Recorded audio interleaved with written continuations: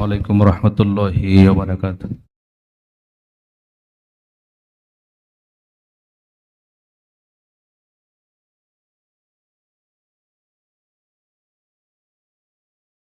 আমাদের তো সবারই হজ করার ইচ্ছা, তাই না? কাবা ঘর দেখার সবার ইচ্ছা। আমি এটা অনার্স ফার্স্ট ইয়ার যখন পড়তাম তখন বলতাম আর কি। দেখি কতটুকু খেয়াল আছে। আমি কাবার পথিক হতে চাই, আমি কাবার পথিক হতে চাই, যে পথে চলেছেন আমার নবী, যে পথে আজ ভাসে অগণিত সাহাবার ত্যাগের ছবি, আমি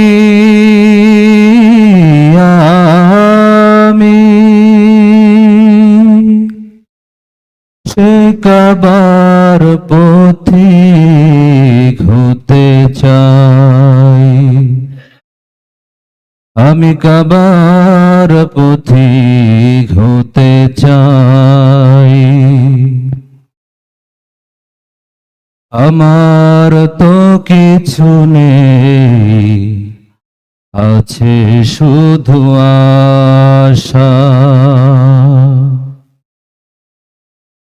আমার তো কিছু নেই, আছে ভালোবাসা। আমার তো কিছু নেই, আছে শুধু আশা, আমার তো কিছু নেই, আছে ভালোবাসা। তবু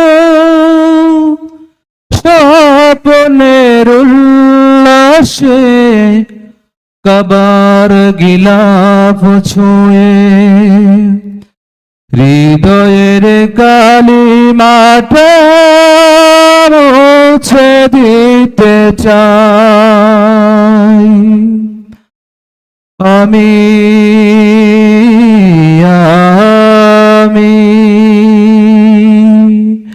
সে কাবার পথিক হতে চাই। আমি তো কাবার পানে তাকিয়ে থাকি, আমি তো হৃদয়ে তার ছবি আঁকি,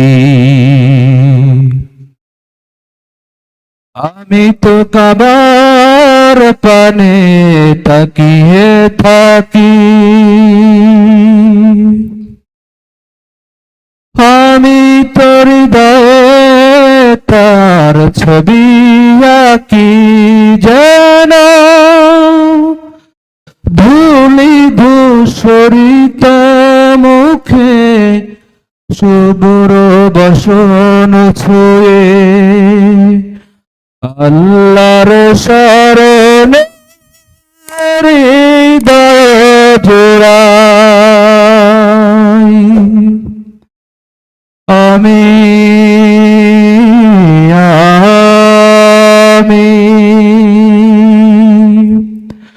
সে কাবার পথিক হতে চাই, আমি কাবার পথিক হতে চাই, আমি কাবার পথিক হতে চাই। আসসালামু আলাইকুম রহমতুল্লাহ।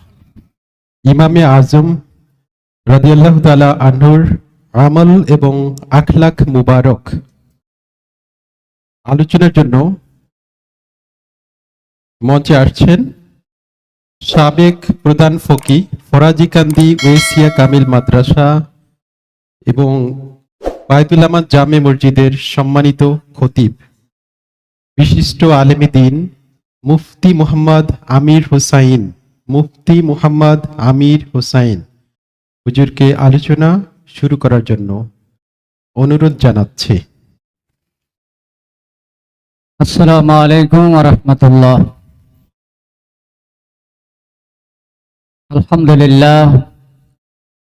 আলহামদুলিল্লাহ হামদা শাকিরিন ওয়াসসালাতু ওয়াসসালামু আলা মান লা নাবিয়্যা বাদাহু ওয়া আলা আলিহি ওয়া আসহাবিহি ওয়া আহলি বাইতিহি ওয়া যুররিয়াতিহি ওয়া ইতরাতিহি আজমাইন।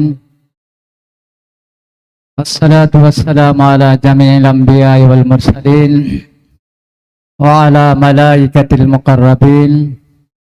أما بعد، فقد قال الله تبارك وتعالى في كلامه المجيد: أعوذ بالله من الشيطان الرجيم، بسم الله الرحمن الرحيم. إن الله وملائكته يصلون على النبي يا أيها الذين آمنوا صلوا عليه وسلموا تسليما. اللهم صل على سيدنا مولانا محمد وعلى آل سيدنا مولانا محمد. اللهم صل على سيدنا مولانا محمد وعلى آله سيدنا مولانا محمد. يا أكرم الثقلين يا كنز الورى جد لي بجودك وارضيني برضاك. اللهم صل على سيدنا مولانا محمد وعلى آله سيدنا مولانا محمد. يا مالكي كن شافعي في فاقتي إني فقير في الورى لجناك. اللهم صل على سيدنا مولانا محمد وعلى آل سيدنا مولانا محمد. أنا طامع بالجود منك ولم يكن لأبي حنيفة في الأنام سواك. اللهم صل على سيدنا مولانا محمد وعلى آل سيدنا مولانا محمد. مولاي صل وسلم دائما أبدا على رسولك خير الخلق كلهم. اللهم صل وسلم وبارك عليه. ফিকহ শাস্ত্রের প্রতিষ্ঠাতা, হাদিস শাস্ত্রের প্রথম সংকলক, হাফিজুল হাদিস, সর্বাধিক কোরআন তেলাওয়াতকারী, সর্বাধিক রোজাদার, প্রখ্যাত তাবিঈ, ইমামুল ফুকাহা, জাহিদ ফিদ দুনিয়া, ফকিহুল উম্মাহ, ইমাম আজম আবু হানিফা নোমান ইবনে সাবিত রাদিয়াল্লাহু তাআলা আনহুর পবিত্র ইসালে সওয়াব উপলক্ষে আয়োজিত খানকায়ে মাদানিয়া কাসিমিয়া নূরপুর দরবার শরীফে অনুষ্ঠিত মুবারক মুনাব্বার মাহফিলে সদরে মাহফিল মুর্শিদুনা আল মুকাররম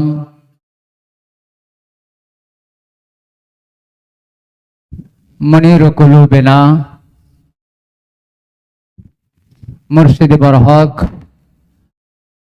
হাফিজাহুল্লাহ তাআলা উলামায়ে কেরাম সালিকিন নিজাম পর্দার আড়ালে আমার মা ও বোনেরা, মহান আল্লাহ সুবহানাহু ওয়া তাআলার আলিশান দরবারে আমরা শুকরিয়া ও সুজুদ জ্ঞাপন করছি যে রব্বুল ইজ্জত দয়া করে তারই অপার অনুগ্রহে আমাকে আপনাকে মসজিদ কিবলার উপস্থিতিতে এই মোবারক মুনাব্বর মাহফিলে আমাদেরকে দূর দূরান্ত থেকে হাজির হওয়ার তৌফিক দিয়েছেন এবং যারা লাইভে দেশ বিদেশ থেকে আমাদের এই অনুষ্ঠান অবলোকন করছেন সকলের প্রতি আন্তরিক মোবারকবাদ জ্ঞাপন করে আমি আমার এই অজানা এলেম কম এমন ব্যক্তি সম্পর্কে আলোচনা, যারই সুমহান চরিত্র, যার সুমহান আমাল নিয়ে আলোচনার বিষয় আমাকে দেওয়া হয়েছে। ওনার চারিত্রিক গুণাবলী, ওনার আমল আমাদের মাঝে ইতিহাসের পাতায় কিয়ামত পর্যন্ত প্রত্যেকটা মানুষের জন্য মাইল ফলক হয়ে থাকবে। উনি যে আমল করেছেন, ওনার যে আখলাক মোবারক ছিল, যেগুলো কিতাব পড়লে, ওনার জীবনী পড়লে, ওনার ছাত্রদের ওনার সম্পর্কে আলোচনা দেখলে অবাক হয়ে যেতে হয়। কিছু মহান চরিত্রের অধিকারী ছিলেন, আল্লাহ ওনাদেরকে দুনিয়ার জমিনে বড় করেছেন, ওনাদেরকে সেভাবেই চারিত্রিক গুণাবলী দিয়েছেন, ওনাদেরকে সেভাবেই বড় হওয়ার জন্য আমল এর ব্যাপারে ধৈর্য দিয়েছেন। ধৈর্যের সাথে যে আমল ওনারা করে গেছেন, ইতিহাসের পাতায় স্বর্ণাক্ষরের মতো ওনাদের আমলগুলো মানুষের মাঝে উজ্জ্বল হয়ে থাকবে। ইমাম আজম আবু হানিফা রাদিয়াল্লাহু তাআলা আনহু জ্ঞান গরিমায় যেমন যুগের অদ্বিতীয় ব্যক্তি ছিলেন, তেমনি উত্তম স্বভাব চরিত্রের দিক দিয়ে ছিলেন অদ্বিতীয় ব্যক্তি। তার ব্যাপারে তিনি ইমামে আজম উপাধি এই লকব কখন পেয়েছেন এ সম্পর্কে মুহাদ্দিস হুজুর বলেছেন, ওনার এই সুযোগ্য ছাত্র ইমাম আবু ইউসুফ রাদিয়াল্লাহু তাআলা আনহু, তিনি বাদশাহ হারুন রশিদের দরবারে নিজ উস্তাদ এর সম্পর্কে যে বর্ণনা দিয়েছেন, সে বর্ণনাটা অত্যন্ত গ্রহণযোগ্য বর্ণনা। যে বর্ণনার ক্ষেত্রে উল্লেখ আছে, কোন একদিন খলিফা হারুন রশিদ ইমাম আবু হানিফা রাদিয়াল্লাহু তাআলা আনহু এর চরিত্র বর্ণনা করতে ইমাম আবু ইউসুফ রাহমাতুল্লাহ আলাইহি কে অনুরোধ করলেন ইমামে আজমের তার চরিত্র কি তা বর্ণনা দেওয়ার জন্য। ইমাম আবু ইউসুফ রাহমাতুল্লাহ আলাইহি বললেন, আমার সম্মানিত উস্তাদ ইমাম আজম রাদিয়াল্লাহু তাআলা আনহু অত্যন্ত ক্ষুধাভীরু ছিলেন। নিষিদ্ধ বস্তু থেকে তিনি মুক্ত থাকতেন, অধিকাংশ সময় চুপ থেকে চিন্তা করতেন। এতে জ্ঞানীরা কি কথা কম বলে, তারা চিন্তা করে। আমার উস্তাদের থেকে শুনছি, আমার উস্তাদ বলেছেন ইমাম আবু ইউসুফ রহমতুল্লাহ আলাইহির বাড়িতে একদিন ইমামে আজমকে দাওয়াত দেওয়া হয়েছে। তিনি দাওয়াত গ্রহণ করলেন। ছাত্রের বাড়িতে তিনি রাত্রে সন্ধ্যার পরে দাওয়াতে গ্রহণ করে গেলেন। উস্তাদের জন্য যা আয়োজন করা দরকার তিনি করছেন তার তৌফিক অনুযায়ী। তারই স্ত্রী ইমাম আবু ইউসুফ রহমতুল্লাহ আলাইহির স্ত্রী, উনি চিন্তা করলেন যে আমার স্বামীর উস্তাদ এসেছে, যার নাম সুনাম সুখ্যাতি সর্বত্রব্যাপী রয়েছে, আমি তার একটু খেদমত করতে পারলে এই ওসিলায় আল্লাহ আমাকে হয়তো পরকালে নাজাতের ব্যবস্থা করবেন। রাত্রিবেলা খাওয়া দাওয়া খেলেন। খাওয়া দাওয়া খাওয়ার পরে আবু ইউসুফ রহমতুল্লাহ আলাইহি নিজ কক্ষে চলে গেলেন। ইমামে আজমকে রাত্রি যাপনের জন্য যে স্থান দিলেন ওখানে তিনি শুয়ে পড়ছেন। এদিক থেকে আবু ইউসুফ রহমতুল্লাহ আলাইহির স্ত্রী লোটায় করে এক লোটা পানি এনে রাখলেন, যে উনি রাত্রে জাগরণ করবেন, তাহাজ্জুদ পড়বেন, তাহাজ্জুদ পড়তে উঠে এই পানি দিয়ে কি করবেন, ওযু করবেন। আমি একটু কি করলাম মনে মনে, যে আমি খেদমতে শরীক হইতে পারলাম। আমি তো মহিলা মানুষ, আমি তো আর যে তার সামনে কি করতে পারবো না, কোনো কিছু করতে পারবো না। তিনি শুয়ে পড়লেন, এই দরজার সামনে পানির লোটা রেখে দিলেন। আর তিনি রাত্রে অপেক্ষা করছেন, সজাগ, অধিকাংশ সময় সজাগ রয়েছেন যে ওস্তাদ কখন ওঠে, কোন সময় ওঠে এটা একটু দেখবেন, উনি ইবাদত করবেন। তো রাত্র শেষ হয়ে গেল, মুয়াজ্জিন ফজরে আজান দিছে। ইমামে আজম শোয়া থেকে উঠে নামাজের জন্য চলে গেলেন। শোয়া থেকে উঠে কি নামাজের জন্য চলে গেলেন। এবার তো মনে সন্দেহ ঢুকছেনি, শুয়ে রইলেন। শোয়ার থেকে উঠে উযু না করে উনি মসজিদে চলে গেছেন নামাজের জন্য। আবু ইউসুফ রহমতুল্লাহর স্ত্রীর মনে সন্দেহ ঢুকে গেছে, উনি বিনা উযুতে নামাজ পড়ছেন, যে শুয়ে রয়েছেন, উনি তো কি করেন নাই, হ্যাঁ ওঠেন নাই, নামাজও পড়েন নাই, তাহাজ্জুদও পড়েন নাই, উঠে বসে রয়েছেন এমন তো হয় নাই, শুয়ে রয়েছেন। তো সকালবেলা নাস্তা তৈরি করছে। নাস্তা নিয়ে ইমামে আজমের কাছে যাবেন। এই মুহূর্তে স্বামীর কাছে মানে একটু মিনতি সহকারে কি করলেন, আরজি পেশ করলেন, যে আমি চেয়েছিলাম আপনার উস্তাদের একটু খেদমত করে আমি ওনার থেকে কিছু পায়েস বরকতের কি হব, ভাগিদার হব। আমার মনে তো একটু সন্দেহ ঢুকে গেছে। কি সন্দেহ? যে আমি এ আশা করে উনি উযু করবেন, পানি রেখেছিলাম লোটা ভরে, লোটার পানি লোটাই আছে, কিন্তু উনি কি করলেন, শুয়ে রইলেন সারা রাত্র শুয়ে থেকে সকালবেলা উঠে মসজিদে নামাজের জন্য চলে গেলেন। উনি উযু কখন করছেন? ইমাম আবু ইউসুফ রহমতুল্লাহ আলাইহি নাস্তা নিয়ে গেলেন, মিনতি সহকারে উস্তাদের কাছে আরজি পেশ করলেন যে মুহতারাম উস্তাদ জি, আপনার বৌমার মনে একটু সন্দেহ ঢুকে গেছে, এটা সমাধান না হলে কিরকম বললো আর কি। এই ব্যাপার, লোটা ভরে পানি রাখছেন, আপনি উযু করবেন, সকালবেলা উঠে তাহাজ্জুদ পড়তে উঠে উযু করবেন, উনি একটু আপনার খেদমতের ভাগী হব, এই খেয়ালে পানি রাখছেন। ইমাম আজম তো জ্ঞানী মানুষ, সব তো আর খুলে বলা লাগে না। বললেন যে আমি তো রাত্রে ঘুমাই নাই, আমি শুয়েছিলাম, ঠিক আছে, আমি রাত্রে কি ঘুমাই নাই, আমি শুয়েছিলাম। রাত্রিবেলা তোমার ঘরের খানা খাওয়ার ফলে তুমি তো হালাল খানা আমাকে খাওয়াইছো, আমার কালামে পাকের কিছু আয়াত স্মরণে এসে গেছে। আমি ওই আয়াত দিয়ে সারা রাত্র শুয়ে শুয়ে মাসলা ইস্তেমবাদ করেছি। সুবহানাল্লাহ। আমি 100 মাসালা কি করেছি, ইস্তেমবাদ করেছি আয়াতগুলো দিয়ে। কাজে আমার কি ঘুম আসে না, আমার তো ঘুম হয় নাই।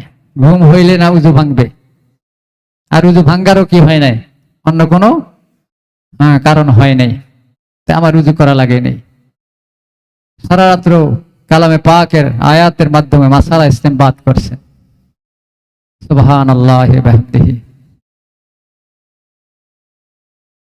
ইমামে আজম ওনারা কি বড়, যেহেতু কথা কম বলতেন, চুপ থাকতেন। যদি কেউ কোনো মাসালা জিজ্ঞাসা করত, আর যদি তিনি তা জানতেন তবে উত্তর দিতেন, নতুবা চুপ থাকতেন। তিনি অত্যন্ত দানশীল ছিলেন। কারণ নিকট নিজের প্রয়োজনীয়তার কথা বলতেন না। নিজের প্রয়োজন আছে কারো কাছে কি বলতেন না। আমরা তো কি বলে সবই করে দেই, প্রচার করে দেই। দুনিয়ার প্রতি আসক্ত ব্যক্তিদের থেকে দূরে থাকতেন। যারা দুনিয়াদার, দুনিয়ার প্রতি আসক্ত, অর্থ হেরস, তরিকতের ভাষায় বলে কি হেরস, লোভ লালসা, এরকম যাদের মধ্যে আছে তাদের থেকে তিনি দূরে থাকতেন। দুনিয়ার ঝাঁকজমক ও ইজ্জত সম্মানকে তুচ্ছ জ্ঞান করতেন। দুনিয়ার ইজ্জত পাবে, ঝাঁকজমক পূর্ণভাবে থাকবে, জাঁকজমক জীবনযাপন করবে, এর থেকে কি করতেন, এদেরকে এইরকম যারা ছিল তাদেরকে তুচ্ছ মনে করতেন। গীবত থেকে মুক্ত থাকতেন। কারো আলোচনা হলে তার উত্তম দিকগুলো বর্ণনা করতেন। সম্পদের মতো ইলিম বিতরণ করত খুব আগ্রহী ছিলেন। ওনার সম্পদ যেভাবে বিতরণ করছেন, এলিমও কি করছেন, বিতরণ করছেন। এটা একটা দান। টাকা পয়সা দান করায় আর জ্ঞান দান করা। আল্লাহ হাবিব বলছেন তাআল্লামুল ইলমা ওয়া আল্লিমুহুন নাস ওয়া আল্লিমুহুন নাস, তাআল্লামুল কোরআন ওয়া আল্লিমুহুন নাস। কোরআন শিখো, মানুষকে কি করো, কোরআন শিক্ষা দাও। ইলম শিখো, মানুষকে কি করো, ইলম শিক্ষা দাও। তাআল্লামুল ফরায়েদ ওয়া আল্লিমুহুন নাস, ফরায়েদ শিক্ষা করো, মানুষকে কি করো, ফরায়েদ শিক্ষা দাও। আল্লাহ রাসূল বলেছে টাকা পয়সাতে এরকম দান রয়েছে, ইলমেরও কি রয়েছে, দান রয়েছে। ইমামে আজম কি করতেন, ইলম দান করতেন, মানুষকে জ্ঞান দান করতেন। খলিফা হারুন রশিদ এ সমস্ত শুনে বললেন, নেককার ও উত্তম লোকদের এই চরিত্র হয়ে থাকে। আর আপন কেরানিকে তা লিখে রাখতে বললেন এবং আপন সন্তানকে তা স্মরণ রাখতে বললেন খলিফা হারুন রশিদ। ইমাম আবু ইউসুফ রহমতুল্লাহ আলাইহি আরো বলেছেন, ইমাম আজম যদি কাউকে কোনো কিছু দান করতেন আর গর্হিতা এতে তার কৃতজ্ঞতা প্রকাশ করলে এতে তিনি দুঃখ ভরে বলতেন, কৃতজ্ঞতার একমাত্র হকদার আল্লাহই। কিছু দান করলে যদি কেউ তার কৃতজ্ঞতা প্রকাশ করত, তিনি এটাকে অপছন্দ করতেন এবং তিনি বলতেন যে কৃতজ্ঞতার হকদার একমাত্র আল্লাহ। যার দেয়া সম্পদ আমি তোমাকে দিয়েছি, আমি তো আল্লাহর দেওয়া সম্পদে কি করছি, তোমাকে দিয়েছি। কাজে কৃতজ্ঞতা হওয়ার হকদার তো আমি না, কৃতজ্ঞতা হওয়ার হকদার হয়েছে যার সম্পদ, তিনি হলেন আল্লাহ। এতে আমার কি বিশেষত্ব থাকতে পারে? ইমাম আবু ইউসুফ রহমতুল্লাহ আলাইহি ইরশাদ করেন, ইমাম আজম পুরো বছর আমার পরিবার পরিজনের ভরণ পোষণ নিজেই বহন করতেন। ইমাম আবু ইউসুফ রহমতুল্লাহ একটু গরিব অসহায়ের। কাজেই ইমাম আবু হানিফা রহমতুল্লাহ পুরা বছর কি করতেন, ছাত্রের খরচাদি বহন করতেন। আর আমাদের এই যুগের ওস্তাদদের অবস্থা কি, ছাত্রদের থেকে কি করা, নেয়া, ছাত্রদেরকে দেয়ার কি নাই, মানসিকতা আমাদের নাই। কিন্তু ইমামে আজম আমাদের মাযহাবের ইমাম, তিনি নজির রেখে গেছেন। ইমাম আবু ইউসুফ রহমতুল্লাহ আলাইহি অসহায় অভাবী ছিলেন, যার কারণে কি করছেন, তিনি তাকে দান করে গেছেন। তার মা এসেছিল তাকে নিয়ে যাওয়ার জন্য, যে অভাবী সংসার, এই সন্তানকে এখানে রেখে লেখাপড়ার খরচ কে দিবে? মা এসেছিলেন নিয়ে যাওয়ার জন্য। ইমামে আজম আবু হানিফা রহমতুল্লাহ আলাইহি বললেন যে তোমার এই সন্তান একদিন ভালো ভালো খানা খাবে, তুমি একে কি নিও না। ঠিকই আল্লাহ কি করছেন, এমন বড় করছেন ইমাম আবু ইউসুফ রহমতুল্লাহ আলাইকে, মানে খানার আর কি হয় না, অভাব হয় না। ওই ভাষায় কয়, আলেমের নাম হয় স্বদেশে বিদেশে, বাদশাহ লোকের নাম হয় আপনার দেশে। আলেম, তার নাম শুধু কি না নিজ দেশেই না, সারা পৃথিবী জুড়ে কি একজন আলেমের কি সুনাম সুখ্যাতি কি ছড়িয়ে যায়। ইমাম আজম আবু হানিফা রহমতুল্লাহ আলাইহি তার ইবাদত বন্দেগীর বিষয়ে অনেক আলোচনা আছে কিতাবের মধ্যে। আমি কিছু আপনাদের খেদমতে পেশ করছি, যাতে করে আমরাও কি করতে পারি, এগুলো শুনে আমরাও সেদিকে মনোনিবেশ করতে পারি। ওনাদের মতো আমরা পারবো না। যে ওনাদেরকে আল্লাহ যে সবর দিয়েছেন, ধৈর্য দিয়েছেন, এই ধৈর্য কখনো আমরা কি অর্জন করতে পারবো না। যেহেতু ওনাদেরকে আল্লাহ কি করেছেন, মহানদের কাতারে ওনাদেরকে স্থান দিয়েছে। তাবেঈদের ভিতরে উনি অন্যতম একজন তাবেঈ, মাযহাবের ইমাম, যিনি ফিকহ শাস্ত্রের প্রবর্তক। ইলমুল ফিকহ তার থেকে কি হয়েছে আমরা শিখেছি। যুগের সকল উলামায়ে কেরাম, ওনার পরবর্তী যুগের সকল উলামায়ে কেরাম ওনার থেকে ফিকহ শিখেছে। ইমামে আবু হানিফা, ইমাম শাফি রহমতুল্লাহ আলাইহি বলেছেন, আল ফিকহু ইয়ালুন লি আবি হানিফা, যে ফিকহ শাস্ত্র এসে আবু হানিফা রহমতুল্লাহ আলাইহির কি পরিবার। ফিকহ শাস্ত্রটা ইমাম আবু হানিফা রহমতুল্লাহ আলাইহির কি পরিবার, ওনার থেকে ফিকহ। ইমাম আবু ইউসুফ রহমতুল্লাহ আলাইহি বলেন, একদিন আমি ইমাম আবু হানিফা রাদিয়াল্লাহু তাআলা আনহুর সঙ্গে চলছিলাম, হঠাৎ শিশুরা আমাদের দেখে চিৎকার করে বলল, ওই তো সেই আবু হানিফা যিনি রাতে ঘুমান না। শিশুরা বলছে আর কি, শিশুদের কাজ দিয়ে, শিশুরা খেলাধুলা করতেছিল, তাদের কাজ দিয়ে যেতেছিলেন। একথা শুনে ইমাম আবু হানিফা রহমতুল্লাহ আলাইহি বললেন, হে আবু ইউসুফ, দেখলে তো শিশুরা কি বলছে, জেনে রাখো আজ হতে আমি আল্লাহর সন্তুষ্টির জন্য রাত্রে আর ঘুমাবো না। সুবহানাল্লাহ। সত্যি তিনি পুরো করলেন তার মান্নত, আল্লাহর ইবাদতের জন্য অক্ষ করে দিলেন রাতের বিরাট এক অংশ।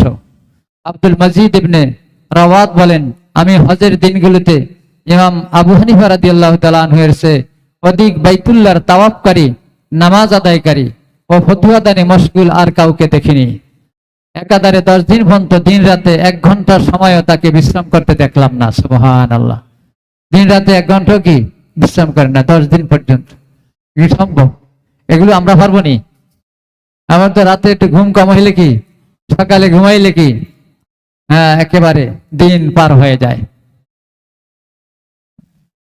আব্দুল্লাহ ইবনে লাবিদ বলেন, যখন রমজান মাস শুরু হতো তখন ইমাম আবু হানিফা রাদিয়াল্লাহু তাআলা আনহু পবিত্র কোরআনের ব্যাখ্যা বিশ্লেষণের মাঝে পুরোপুরি আত্মনিয়োগ করতেন।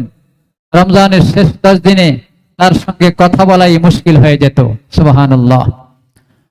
ইমাম আবু হানিফা রাদিয়াল্লাহু তাআলা আনহু যেমনি ভাবে ফিকহ শাস্ত্রের ইমাম ছিলেন, একই ভাবে তিনি ইলমে তাসাউফ, আত্মশুদ্ধি এর ক্ষেত্রে ইমামদের মর্যাদায় পৌঁছেছিলেন। তার দিন কাটতো রোজা রেখে, আর রাত কাটতো আল্লাহর সঙ্গে প্রেম নিবেদনে। সুবহানাল্লাহ। আল্লামা জাহাবি রহমতুল্লাহ আলাইহি বলেন, রাতে তাহাজ্জুদের সময় তাহাজ্জুদের জন্য দাঁড়ানো এবং ইবাদতে লিপ্ত থাকা ইমাম আবু হানিফা রহমতুল্লাহ আলাইহি থেকে লাগাতার ভাবেই প্রমাণিত। এ কারণে মানুষ তার নাম রেখেছিল অতাত। লাগাতার ভাবে তিনি কি করতেন, ইবাদত করতেন। মানুষ তার নাম উপাধি দিয়েছে কি অতাত। অতাত মানে কি পেরেক, পেরাক খুঁটি। 30 বছর যাবত তিনি রাতভর ইবাদত করেন। সুবহানাল্লাহ। 30 বছর, 40 বছর যাবত ইশা রুজু দ্বারা ফজরের নামাজ পড়েন এবং 1 রাকাত নামাজে পূর্ণ কোরআন খতম করেন। সুবহানাল্লাহ বিহামদিহি। 1 রাকাত নামাজে কি পূর্ণ কোরআন খতম করছেন। তিনি রাতে এত অধিক পরিমাণ কাঁদতেন যে তার প্রতিবেশীরা তার ব্যাপারে শঙ্কিত হয়ে পড়তেন। বেশি বেশি কাঁদতেন। কাঁদতে কাঁদতে কি অনেক সময় কি হয়ে যেত, তার হুঁশ হারা হয়ে যেতেন। প্রতিবেশীরা দেখে কি তারা তার ব্যাপারে শঙ্কিত হয়ে যেতেন, কি যেন কি স্ট্রোক করে না কি করে, কি যেন মৃত্যু এসে যায়, এই ধরনের চিন্তা করতেন। মিসর রহমতুল্লাহ আলাইহি বলেন, একবার আমি মসজিদে ঢুকে এক ব্যক্তিকে নামাজ পড়তে দেখলাম। মিসর রহমতুল্লাহ আলাইহি উনি মসজিদে ঢুকছেন, ঢুকে দেখলেন যে এক ব্যক্তি নামাজ পড়তেছে। তার সুমধুর কোরআন তেলাওয়াত শুনে আমি দাঁড়িয়ে গেলাম। মধুর তেলাওয়াত শুনে নামাজে তিনি কি করলেন? তার ইক্তেদা করছেন। কোরআনের এক সপ্তাংশ 7 ভাগের 1 ভাগ পরে ফেললে আমি মনে মনে বললাম এবার হয়তো রুকুতে যাবেন। কোরআনের 7 ভাগের 1 ভাগ পড়ছে, পড়ার পরে চিন্তা করলেন, উনি মনে করছেন যে এবার রুকুতে যাবে। এরপর তিনি কোরআনের অর্ধেক পড়ে ফেললে এবারও আমি মনে করলাম মনে করলাম হয়তো রুকুতে যাবেন। অর্ধেক পড়ছেন, এবার মনে করছেন তো কি রুকুতে হয়তো যাবে। অবশেষে দেখলাম 1 রাকাতেই তিনি পূর্ণ কোরআন খতম করলেন। সুবহানাল্লাহ, 1 রাকাতে পুরো কোরআন খতম, 30 পারা খতম। সময় তো আর কম লাগে না, কি বলেন? হাফেজ, ওনার ছিল হাফেজ, তারপরে তো কি অন্তত 12 থেকে 15 মিনিট লাগে 1 পারা পড়তে হাফেজদেরও, দ্রুত পড়ল। আমি সম্মুখে অগ্রসর হয়ে দেখি তিনি হলেন ইমাম আবু হানিফা রাদিয়াল্লাহু তাআলা আনহু। সুবহানাল্লাহ। খারেজা ইবনে মুসআব রাহমাতুল্লাহ আলাইহি বলেন, উম্মতের মধ্যে 1 রাকাতে কোরআন খতম করেছেন 4 জন। আল্লাহর হাবিবের উম্মতের মধ্যে 1 রাকাতে কোরআন খতম করেছেন কয়জন? 4 জন। তার ভিতরে একজন হলেন, 1 নম্বরে হলেন হযরত ওসমান ইবনে আফফান রাদিয়াল্লাহু তাআলা আনহু। 2 নম্বরে তামিম দারি রাদিয়াল্লাহু তাআলা আনহু। তামিম দারি উনি কে? সাহাবা। কেমন? তামিম দারি রাদিয়াল্লাহু দাজ্জালের সাথে সাক্ষাৎ হয়েছে। তার দাজ্জালের সাথে কি হয়েছে? সাক্ষাৎ হয়েছে। 1 মাস পর্যন্ত কি করছেন? সমুদ্রে নৌকা নিয়ে ঘুরছেন, নৌকা ভিড়ে না কোথাও। 1 মাস পরে যায় সমুদ্রের এক দ্বীপে কি করছে? নৌকা ভিড়ছে। তারপরে সেখানে ওই দ্বীপে উঠলেন, উঠার পরে যায় সেখানে কি হয়েছে? দাজ্জালের সাথে সাক্ষাৎ হয়েছে, কথাবার্তা হয়েছে। দাজ্জাল তাকে 3টা প্রশ্ন করছিলেন। কয়টা প্রশ্ন? 3টা প্রশ্ন করছে। 3 প্রশ্নের ভিতরে যে মদিনায় যে নবী, এই নবীর অবস্থা কি, তার কাছে কি মানুষ দিন গ্রহণ করে, এই প্রশ্ন করছিলেন। 2 নম্বর প্রশ্ন করছিলেন যে বাইসানের খেজুর বাগানের কি অবস্থা, সেইটা হয়েছে বর্তমান কোথায়? ফিলিস্তিনে বাইসানের খেজুর বাগান। তখন বলছেন যে এটা ফলন আছে কি নাই? উনি বললেন না, এখানে প্রচুর ফলন আছে। দাজ্জাল বললেন এক সময় ফলন কমে যাবে, তখনই কি হবে? আমার আবির্ভাব হবে। তারপরে জিজ্ঞাসা করছেন যে জুগার কূপের অবস্থা কি, যে জুগার কূপ কি, যেটাও বর্তমান ফিলিস্তিনে, এই জুগার কূপের অবস্থান সম্পর্কে জিজ্ঞাসা করছেন। 3টা প্রশ্ন তাকে করছেন। এলে 2য় নম্বর হলেন তামিম দারি রাদিয়াল্লাহু তাআলা আনহু। 3য় যিনি কি করছেন? 1 রাকাতে কোরআন খতম করছেন, সাইদ ইবনে জুবাইর রাদিয়াল্লাহু তাআলা আনহু। 4র্থ নম্বর হলেন ইমাম আবু হানিফা রাদিয়াল্লাহু তাআলা আনহু। এই 4 ব্যক্তি কি করছেন? 1 রাকাতে পবিত্র কালামে পাক খতম করেছেন। ইমামে আজম আবু হানিফা রাদিয়াল্লাহু তাআলা আনহু, উনি তার যে বাসস্থানে থাকছেন ওইখানে তিনি কি করছেন? 7000 খতম কি করছেন? কোরআন শরীফ তেলাওয়াত করেছেন। শেষ জীবনে তিনি কি করছেন? বাইতুল্লাহে দাঁড়িয়ে 2 রাকাত নামাজ পড়েছেন। এভাবে এই বাম পায়ের উপরে ডাইন পা রেখে 1 রাকাত নামাজ পড়েছেন, 15 পারা কোরআন শরীফ পড়ছেন। আবার এভাবে পা পরিবর্তন করে ডাইন পায়ের উপরে এই বাম পা রেখে আরেক রাকাত নামাজ পড়ছেন। ওই রাকাতে বাকি 15 পারা কি করছেন? তেলাওয়াত করেছেন। 2 রাকাত নামাজে এই 30 পারা কোরআন তেলাওয়াত করে তিনি আল্লাহর কাছে ফরিয়াদ করেছেন, আল্লাহ তুমি আমার অনুসারী যারা হবে, আমার মাযহাবপন্থী যারা হবে, তাদেরকে কি করো? কবুল করো। গায়েবে আওয়াজ আসছে, ইলহাম আসছে, তোমার মাযহাবের অনুসারীদেরকে কবুল করা হলো। সুবহানাল্লাহি ওয়া বিহামদিহি, সুবহানাল্লাহিল আযীম। আল্লাহ সুবহানাহু ওয়া তাআলা ওনার এই কর্ম থেকে আমাদেরকে নসিহত গ্রহণ করার তৌফিক দান করুন। আমিন। আমার অগোছল আলোচনার ভিতরে ভুল বেয়াদবি আমি ক্ষমা চাচ্ছি। মুর্শিদ কেবলার আলিশান দরবারে ক্ষমা আরজ